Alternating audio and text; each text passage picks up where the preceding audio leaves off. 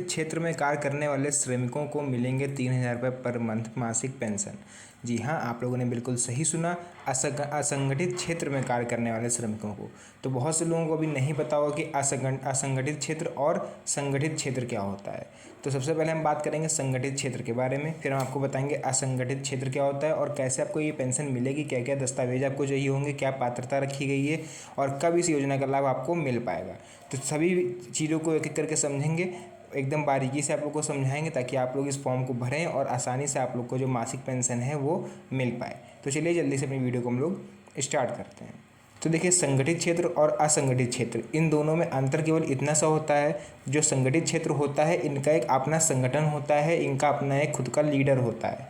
जैसे कि हम लोग बात कर रहे हैं जो गांव में मनरेगा मजदूरी चलती है, तो मनरेगा के तहत रजिस्टर्ड हैं श्रमिक निर्माण कार्य वाले कि आज जो रोड खुद रही है, कहीं रोड बन रही है ना, और भी कोई भी जो विकास कार्य हो रहा है सरकारी तरफ से, तो उसमें जो श्रमिक कार्य करते हैं वो रजिस्टर्ड होते हैं, तभी तो उनका पैसा आता है बैंक अकाउंट में, है ना। ऐसे अगर शहरों में बात करें तो यहाँ पर भी निर्माण श्रमिक होते हैं, उनका एक खुद का संगठन है और इनका खुद का एक विभाग भी है, राज्य सरकार जो होती है या भारत सरकार जो भी है, ठीक है। लेकिन असंगठित क्षेत्र वो होते हैं जिनका अभी तक कोई भी संगठन नहीं है। जैसे कि ये जो रेहड़ी वाले होते हैं, दुकान वाले, चाउमीन, मोमोज, और चप्पल बेचने वाले, चप्पल सिलने वाले, सुनार की दुकान, लोहार की दुकान, बाल काटने वाले, कारपेंटर, तो ये सब जो होते हैं इन सब का कोई भी संगठन नहीं है। इस वजह से क्या होता है कि इन लोगों का जो हक इनको मिलना चाहिए वो इन लोगों को मिल नहीं पाता है। तो यही योजना एक सरकार लेके आई है जिसका नाम यहाँ पर रखा गया है प्रधानमंत्री श्रम योगी मानधन योजना, और ये केवल और केवल असंगठित क्षेत्र में कार्य करने वाले मजदूरों के लिए ही लाई गई है, उनकी परेशानी को देखते हुए। तो अब हम इसमें जानने वाले हैं कि प्रधानमंत्री श्रम योगी मानधन योजना जो लाई गई है ये है क्या, इसके बारे में हम लोग थोड़ा विस्तार से समझ लेते हैं। देखिए, एक एक चीज़ को बिल्कुल बारीक से समझते चलिए ताकि आपको आगे फॉर्म भरने में कोई दिक्कत ना हो। स्किप करके जल्दी जल्दी आगे भागेंगे तो कुछ भी समझ में नहीं आने वाला है। तो सबसे पहले अगर हम बात करें प्रधानमंत्री श्रम योगी मानधन योजना क्या है, तो ये वो स्कीम है जिसके तहत निवेश करके आप 60 साल की उम्र के बाद 3,000 रुपये तक की मासिक पेंशन को प्राप्त कर सकते हैं। तो इतना सुनने के बाद वीडियो को आगे मत बढ़ाइएगा, क्योंकि ये आपके काम की चीज़ है।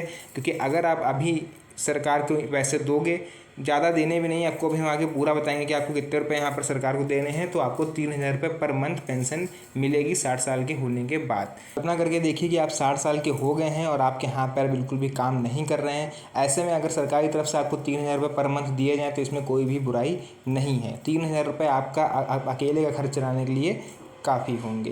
तो ये योजना जो है वो LIC के अंतर्गत संचालित होती है। LIC के अंतर्गत संचालित होती है, एक होती है SBI के थ्रू।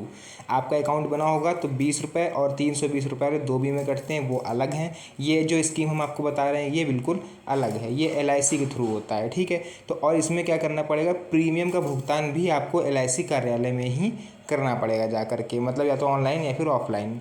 ये योजना खास तौर पर श्रम योगियों के लिए संचालित है, जैसे कि अभी हमने आपको बताया। असंगठित क्षेत्र के लिए ही ये योजना बनाई गई है, जो कपड़ों की दुकान लगाते हैं, साइड में रोड के किनारे ठेला लगाते हैं, सब्जी लगाते हैं, उन सब के लिए, ठीक है, ताकि उन्हें क्या हो, वृद्धावस्था में आर्थिक मजबूती प्रदान की जा सके। तो अब पात्रता के अनुसार अगर हम आपको बताएं तो असंगठित क्षेत्र में कार्य करने वाले श्रमिक हैं और आपकी उम्र जो होनी चाहिए वो 18 से 40 के बीच में होनी चाहिए। मतलब 18 से 40 के बीच में हो तब से आप डोनेट करना स्टार्ट कर दो। इसमें 12 या 13 या 20 रुपये ऐसे ही कुछ है, आपको 60 साल के बाद 3,000 रुपये सरकार देगी। तो अगर आप 18 से 40 के बीच में आते हो तो आप इस श्रम मानधन योजना के तहत आवेदन कर सकते हो। और आपकी जानकारी के लिए आप लोग को बता दें कि श्रमिक जितना ज़्यादा योगदान इस स्कीम में करेंगे, भविष्य में उन्हें उतना ही अधिक रिटर्न प्राप्त होगा। तो अगर आप 100 रुपये रिटर्न करोगे तो आपको हो सकता है 1,500 या 2,000 हो। आप अगर 500 इन्वेस्ट करोगे तो और बढ़ा के मिलेगा, 1,000 रुपये आप दोगे पर मंथ या फिर पर ईयर, जो भी हो इसकी स्कीम आपको देखनी पड़ेगी, हम बताएंगे भी आपको। बस चैनल से जुड़े रहिए ताकि आपको सारी इंपॉर्टेंट जानकारी मिलती रहे समय पर और आप लोग हर योजना का लाभ उठा पाओ। तो कहने का मतलब है आप जितना ज़्यादा इन्वेस्ट इसमें इस समय कर पाओगे उतना ज़्यादा आप लोग को पेंशन बुढ़ापे में आप लोग को मिलेगी। तो अगर आप पर ईयर अगर आप 10 से 12,000 रुपये तक डोनेट कर पाते हो तो आप लोग को वहाँ पर 10 से 12,000 रुपये पेंशन देखने को मिल सकती है 60 साल के बाद। तो ये सब पूरी जानकारी आपको हम बताएंगे कि आपको कैसे डोनेट करना है, कितना रुपया डोनेट करना है, तो वो आपको वीडियो के अंत तक बने रहना है।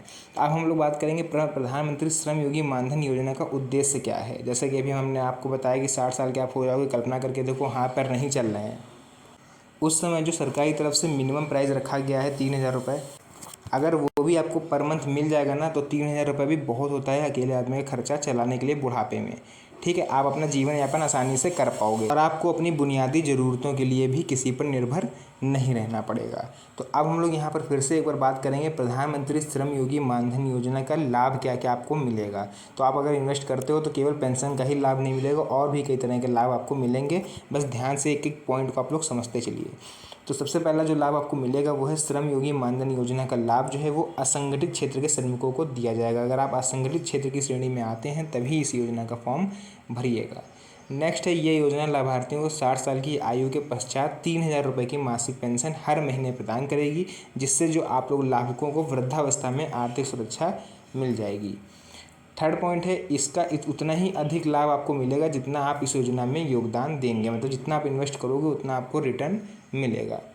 उसके बाद अगर बहुत से लोगों के मन में आ रहा होगा कि हमने चलो 40 साल के हुए, 18 से 40 मान लीजिए, अभी आप 35 साल के हो, आपने डोनेट करना स्टार्ट कर दिया, जो भी आप दे रहे हो 1,500 जो भी आप दे रहे हो, और माना कि 60 साल पहुंच ही ना पाए, पहले ही आप लोग की मृत्यु हो गई, तो इस कंडीशन में क्या आपका पैसा मर जाएगा? तो नहीं, पैसा बिल्कुल भी नहीं गायब होगा, नहीं मरेगा, एक भी रुपया आप पर नहीं डूबेगा। आपकी मेहनत की एक एक पाई आपके घर वालों को मिलेगी। तो ऐसी स्थिति में अगर योजना के लाभार्थी की मृत्यु हो जाती है तो उसकी पत्नी को आजीवन आधी पेंशन राशि यानी कि 1,500 रुपये आर्थिक सहायता के रूप में आजीवन मिलती रहेगी जब तक आपकी वाइफ जीवित रहेगी। तो इस योजना की सबसे बड़ी खासियत ये है कि जो सरकार द्वारा दी जाने वाली पेंशन सीधे आप लोग के अकाउंट में भेजी जाएगी, इसमें कोई भी दलाल का चक्कर नहीं रहेगा। उसके बाद आप लोग को बता दें कि जो लाभार्थी योजना के तहत जो LIC कार्यालय में ही आप लोग अपना जो इन्वेस्ट है वो करोगे, और वही लोग LIC वाले ही आपको जो पेंशन है वो आपको देंगे। LIC से ही आपको मतलब रहेगा, आप वहीं पर जाके अपना पैसा जमा करोगे और LIC वाले ही आपको वृद्ध हो जाने के बाद पेंशन देंगे। उसके बाद सबसे इम्पॉर्टेंट पॉइंट है कि मान लीजिए हम 35 साल के हैं और पैसा हम बराबर जमा कर रहे हैं, लेकिन हम जैसे ही 50 साल के हुए हमारा मन कर रहा है कि नहीं, हमें घाटा नज़र आ रहा है, भैया हमको हमारा पैसा वापस चाहिए। तो इस कंडीशन में आपको पैसा वापस मिलेगा क्या? तो अगर आप 10 वर्ष पहले अगर आप पैसा अपना वापस पाना चाहते हो तो बैंक आप लोग को जो अब इस अवधि के अंदर अगर आप 10 साल के पहले अपना पैसा वापस मांगते हो तो आपको निर्धारित ब्याज की बचत बैंक के दर के साथ वापस किया जाएगा। मतलब कि जितना आप लोग को ब्याज के साथ पैसा वापस किया जाएगा, 7% या 6% जो भी ब्याज आप लोग का बैंक लेती है, उसी हिसाब से आपको आपका पैसा वापस कर दिया जाएगा। कोई ज़बरदस्ती नहीं है कि आपका पैसा मर ही जाएगा, नहीं, पूरा पैसा आपको वापस करा जाएगा अगर आप 60 साल की उम्र से पहले अपना पूरा पैसा वापस पाना चाहते हो। तो ये योजना एक तरह से आपके लिए बैंक का भी कार्य करेगी। उसके बाद ये है कि 10 वर्ष की अवधि पूर्ण करने के पश्चात किंतु 60 वर्ष की आयु के पूर्व निकासी करने की स्थिति में लाभार्थी को योगदान के हिस्से के साथ उस पर संचित ब्याज भी दिया जाएगा। जैसा कि हमने आपको बताया, ये इस समय हम इसका नोटिफिकेशन पढ़ रहे हैं इस योजना का, इसीलिए आपको एक एक पॉइंट हम बहुत ही विस्तार से समझा रहे हैं। पॉलिसी धारक की अगर मृत्यु होने की स्थिति में भी उसके पति या पत्नी को इसका योगदान दिया जाएगा। जो इम्पोर्टेंट लाभ थे वो हमने आपको बता दिया। अब हम लोग बात करते हैं इसमें लाभार्थी कौन कौन हो सकते हैं। जैसा कि अभी हमने आपको बताया कि असंगठित क्षेत्र है, तो इसमें भी कई प्रजातियां होती हैं। अगर आप इसके अंतर्गत आते हो तभी इस योजना के लिए आवेदन करना।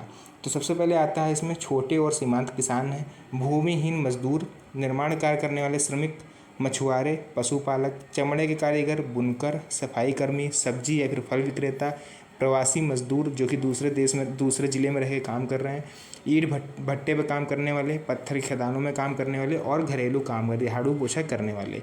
तो ये सब आते हैं इसकी श्रेणी में। ठीक है, तो जितनी पात्रता क्या है, सबसे पात्रता भी देख लेते हैं इसकी हम लोग। सबसे बड़ा नंबर 1 पे है कि PM श्रम योगी जो मानधन योजना है, इसका लाभ जो असंगठित क्षेत्र को मिलेगा।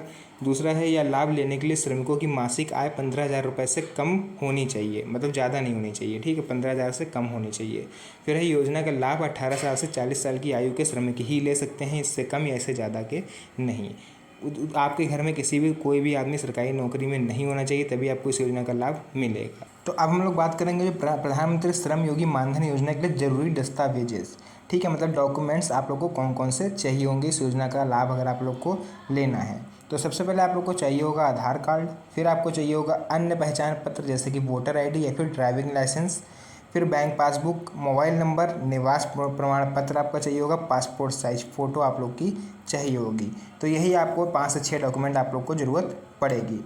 तो अब सबसे ज़रूरी बात करने वाले हैं हम लोग प्रधानमंत्री श्रम योगी मानधन योजना के लिए हम लोग आवेदन कैसे करें। तो देखिए, आवेदन करने के लिए सबसे पहले आपको क्या करना पड़ेगा कि जिन इच्छुक नागरिकों को श्रम योगी मानधन योजना में आवेदन करने की इच्छा है, उन सभी को महत्वपूर्ण दस्तावेजों के साथ निकटतम जनसेवा केंद्र में जाना होगा। आप लोग को अपने नज़दीकी साइबर कैफ़े या फिर जो जनसेवा केंद्र होते हैं सहज वाले या फिर कोई भी, तो वहाँ पर आप लोग जाके इस योजना का नाम बोलोगे, वो आपका आवेदन कर देंगे। जन सेवा केंद्र में जाने के बाद क्या करना पड़ेगा, दस्तावेजों को सीएससी अधिकारी के पास जमा करके योजना के तहत आवेदन करने का अनुरोध करना होगा। मतलब आप दुकान वाले से बोलोगे अपने डॉक्यूमेंट दिखा के कि हमको श्रम योगी मानधन योजना में आवेदन करना है, तो वो आपको पूरा प्रोसेस समझाएगा और आवेदन कर देगा। ठीक है, इसके बाद जो क्या होगा, वो आपसे कुछ जानकारियाँ मांगेगा, उसको आप लोग को आवेदन फॉर्म पर सही सही भरवा दिया जाएगा। आवेदन फॉर्म भरने के बाद आपको एप्लीकेशन फॉर्म का प्रिंट आउट निकाल कर वो दे देगा। आप लोग को जो वो प्रिंट आउट देगा उसके साथ साथ आप लोग को उसकी फ़ोटोकॉपी भी करा कर रख लेनी, ताकि आगे भविष्य में ज़रूरत पड़े। और आप लोग को डोनेट करने जाओगे जब LIC ऑफिस में आप लोग अपना जो पैसा इन्वेस्ट करने जाओगे, तो वहाँ पर उसकी ज़रूरत पड़ सकती है। तो ये था पूरा प्रोसेस श्रम योगी मानधन योजना में आवेदन करने का। हमने आप लोग को वीडियो में एक एक चीज़ बता दी, कैसे आवेदन कर सकते हैं, क्या पात्रता होनी चाहिए, डॉक्यूमेंट कौन कौन से लगेंगे। तो बस इतना ही आप लोग को हमें बताना था, पूरी योजना जितना नोटिफिकेशन हमने पढ़ दिया। आई होप आप लोगों को क्लियर हो गया होगा। और कोई डाउट हो तो आप लोग कमेंट सेक्शन में पूछ सकते हो। ऐसी और वीडियो के लिए चैनल को आज ही सब्सक्राइब करें। मिलते हैं नेक्स्ट वीडियो में एक और अच्छी इंटरेस्टिंग वीडियो के साथ। तब तक के लिए धन्यवाद। जय हिंद।